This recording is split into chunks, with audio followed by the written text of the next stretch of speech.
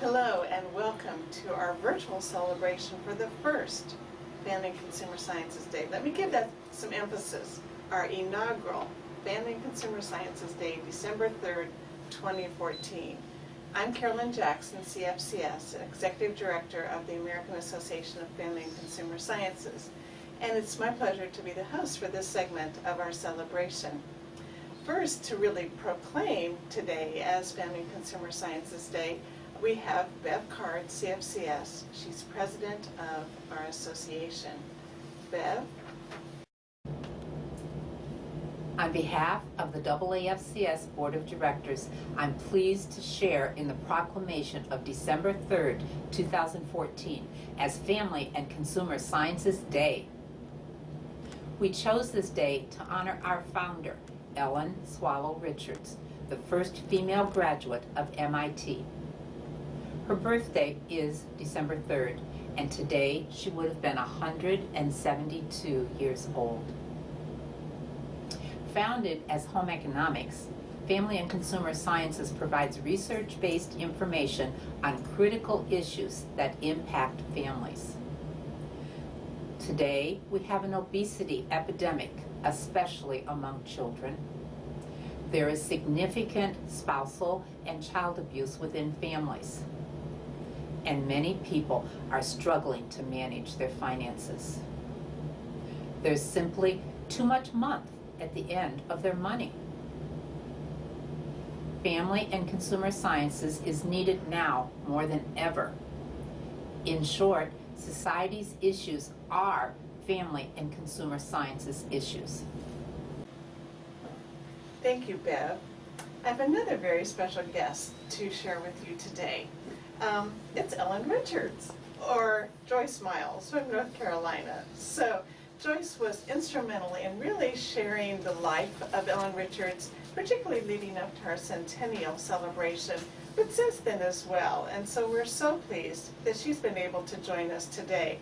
She did extensive research on the life of Ellen Richards as she was preparing her presentations for the centennial. I understand you even have a room in your house that is the Ellen room. We do. And that sometimes your husband thinks he lives with two women. That's right. And maybe calls you one name or the other. He hasn't done that yet. Oh, okay, all right. He's always got that down pat. But anyway, again, we're so pleased to have you here. And I thought you might just be interested to kind of share with us what you think Ellen Richards would be thinking if she were here today. Great. Thank you, Carolyn. It's quite a challenge to think about how Ellen would be thinking 100 years later, but I think she would be wowed by 100 years of the profession, 100 years of our association. The research-based information has provided a resource for individuals and families to make informed decisions about their well-being, their relationships, and their resources. She would say amen to that. Although the times are different and the challenges are different from Ellen's time, we still have major issues. The obesity problem, financial management problem. And so our association, our profession still addresses those, and I think Ellen would be excited about that. The skills that we're promoting today, 100 years later, are needed now more than ever, as our president, Bev Card, alluded to. I think Ellen would be wowed by 200,000 FCCLA members. And I think she would be excited about programs that we visited yesterday at Carl Sandburg Middle School, where there is a waiting line for Family and Consumer Sciences classes. I think she would be extremely pleased. Oh, and you know, from what I know about her, not as well as you, but from what I know, I would agree with all of the above. So she was certainly a woman ahead of her time, and it would be interesting and fascinating to bring her back and see what she would think. So, you know, in the past few years, we've had a particularly exciting development in our field of Family and Consumer Sciences, and it's the Alliance. It was actually started in 2006, And so I'm going to give a little history of the Alliance for our viewing audience. And to do that, we have some slides. So if we could cue up those slides, I'll begin our very brief history lesson of the Family and Consumer Science Alliance. So here's the history of the Family and Consumer Science Alliance. It was formed in 2006, and it has made up of groups of organizations that are broad-based family and consumer sciences. They were coming together in order to really leverage their limited resources to create a maximum impact supporting our field. The organizations are listed on this slide. There are many of them. They are individual associations or associations that have individuals as members, as well as associations that have institutions as members. We also have the honor societies. We have our Career and Technical Student Organization, Family, Career, and Community Leaders of America. And we also have our government group, USDA NIFA, National Institutes of Food and Agriculture Division of Family and Consumer Sciences. So there are 14 listed here, and obviously the American Association of Family and Consumer Sciences is a managing partner of the Alliance. The Alliance then looks like this visually, and it's quite a conglomeration of looks and logos and colors, each having their own reason and rationale for their individual association's brand. But, you know, we had to figure out a way that would tie them all together. And so in 2010, the Alliance representatives got together and really decided they wanted to prioritize the development of a brand for family and consumer sciences. And this is so useful, especially because we are now known by many different titles. Some still home economics, some are human ecology, some human sciences, human environmental sciences, and then also family and consumer sciences. So developing that common brand was really helpful.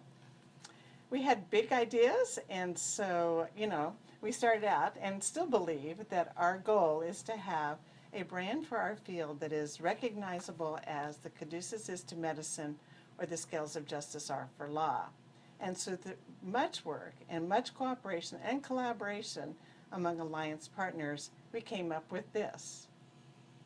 It's the Family and Consumer Sciences logo, with all of its colors, with its wording, with its type font that really expresses who we think we are. We went through many renditions, as you can imagine, and felt good about where we landed. We also created kind of a tagline, or what we call the essence of family and consumer sciences, and that's creating healthy and sustainable families.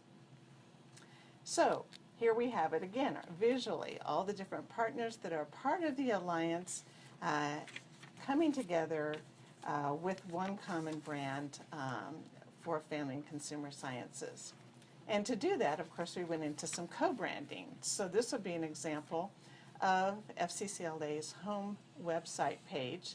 And you'll see their logos in the upper left, but it has the Family and Consumer Sciences brand in the lower right.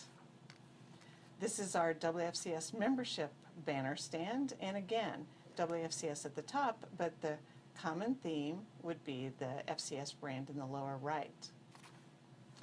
Here we have a rack card from USDA NIFO. This is from the national level program, and once more, you'll see lower right-hand corner, Family and Consumer Sciences brand. A state extension program, this happens to be out of Kansas, included the Family and Consumer Sciences brand. So you can see how it creates this continuity between all of our different entities. Here we have Jorge Tilly's signature block for his email messages. And he's got a conglomeration of, I guess I kind of like that word, conglomeration. But he has the Oklahoma State brand. He's got the title of College of Human Sciences. But he also has the Family and Consumer Sciences brand. So it really identifies, even with the other content in his signature, that his position is part of our field of family and consumer sciences. We have a flyer that was put together by the National Coalition for Family and Consumer Sciences Education and shared with the Let's Move office when they visited several years ago, and it has the brand for FCS. So where is Family and Consumer Sciences? We think it's everywhere, and by a common theme, a common brand, a common look, we really can show the multitude of places that you will see Family and Consumer Sciences. So, a year or two ago, then we really felt like the Alliance was in kind of its adolescent stage, and it was time to think again, have some conversations about what we were trying to do through the Alliance. And in order to do that, then we started what we sort of called a movement called the Next Generation, and that is where we are now in studying how we want to move forward with the Alliance, and then also who we would have as a leadership of the Alliance. So right now we have tri-chairs that are really heading up the effort to further define the Alliance and what it will be as part of the Next Generation. These tri-chairs are Caroline Krokel, we also have Carol Kellett, and Gayla Randall. They each represent different sectors of our field. Caroline from sort of the government sector and extension. Carol Kellett would be representative of higher education, and then Gayla Randall, because of her position, would more or less represent secondary education. And although we have professionals in other sectors such as business and industry or human services, these are the three big ones. So we wanted to share today a little bit about these leadership's perspective and opinions about the Next Generation of Family and Consumer Science Alliance. Joyce, or Ellen, and I had the opportunity to really create a few questions that we wanted responses from the leadership of the Family and Consumer Science Alliance Next Generation. So we have those recorded messages now to share with you. Congratulations to AAFCS on their outstanding leadership of our Family and Consumer Sciences Day celebration, and happy birthday, Ellen. My participation with the Alliance has been such an important part of the work we do here at USDA's National Institute of Food and Agriculture in the Division of Family and Consumer Sciences. It is a unique honor to serve as Tri-Chair of the Family and Consumer Sciences Alliance and to be part of honoring our past and planning for our future. I feel it's important to support the Family and Consumer Sciences Alliance for a number of reasons. What first comes to mind is strength in numbers. Individually, our organizations have strength through membership or association, but these are sometimes modest numbers compared to the Family and Consumer Sciences Alliance. Together, we are hundreds of thousands strong. We have great strength in numbers, and we are so much stronger together than we are working alone. Also, we're at a critical juncture in our profession. We live in a time of high technology and immediate interactions through social media, and there are so many competing resources and priorities, and often inaccurate messaging available to families and consumers. The Family and Consumer Sciences Alliance provides a powerful and unique venue to take our shared message to key decision makers and to those in greatest need. Supporting the Family and Consumer Sciences Alliance helps us to focus together on the critical needs of our field and on the issues facing families and consumers today.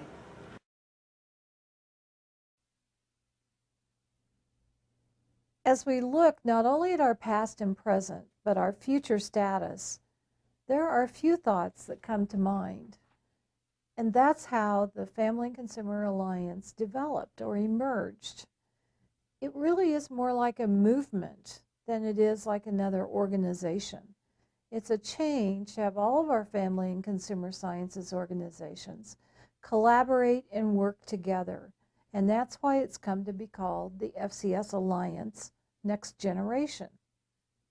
What does it do? It provides a unique and very important part of leadership for moving forward, as we need both more specific knowledge and professionals that are prepared to collaborate and work with one another to provide the solutions to the challenges and opportunities that individuals and families face.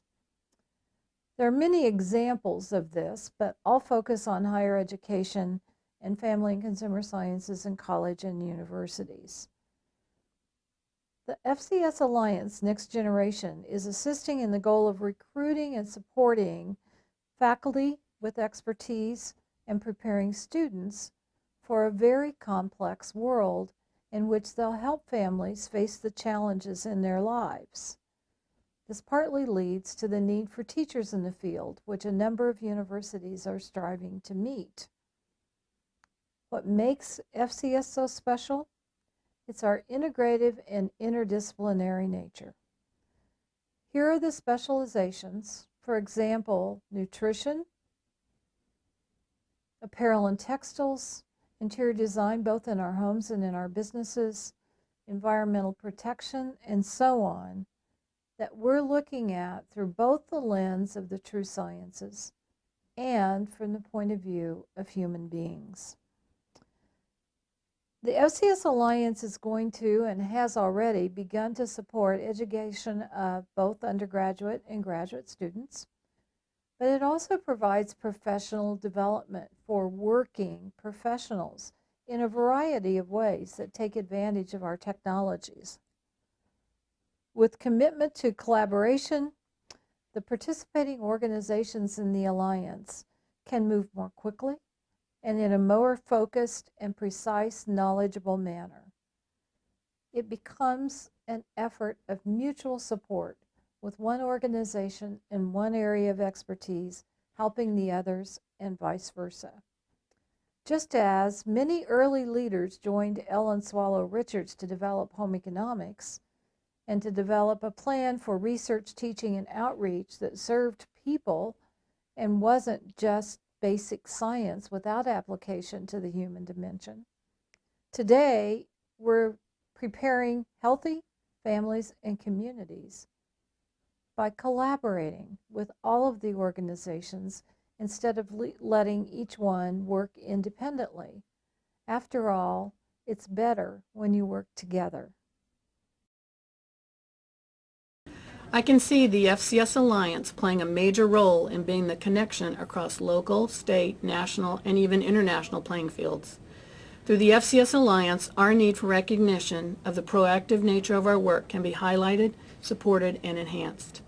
I see the FCS Alliance strengthening the work of educators, state administrators, researchers, agency directors, service providers, and others to build and/or enhance healthier individuals, families, communities, workforce, and ultimately our society as a whole. Okay, Joyce, so what do you think Ellen would think of the comments by our leadership of the Alliance? Well, I'm sure Ellen would be excited about a focus on healthy, sustainable families across a wide number of practice areas with the discipline. I think she would be amazed at how the Alliance looks in terms of all of the organizations that are involved. I think she would be excited about the next generation concept, and I think ultimately she would say, she used to sign her letters, keep thinking. And I think that she would use that mode right now. She would also say, stay the course, because this is not the end game yet. The Alliance and the next generation is certainly a beginning. The one voice, the one branding, I believe has high promise, and I think she would too, but we're not there yet. And she might just see this as an iteration in an ever-evolving field. Right. And our support of it. Right, So. right. No, I think she would be excited, but I keep thinking. Okay, Keep we'll working. remember that. And I do remember reading that she often said Right. that, and I quote that on occasion too. So, well, I would share and kind of conclude this segment by saying that there was a recent Harvard Review article about effective components of collaboration. And I really feel like these are kind of our guiding principles as we're really trying to set up this next generation of the Alliance. And I wanted to share these very short four segments with you. Excuse me. Defining and building a shared purpose, cultivating an ethic of contribution, developing processes that enable people to work together in flexible but very disciplined projects, and creating an infrastructure in which collaboration is valued and rewarded. So I think we have much of this. I think that we have more we can do, and so I'm looking forward to continued and yet also strengthened collaboration for family and consumer sciences through the Alliance. Thanks so much for being with us.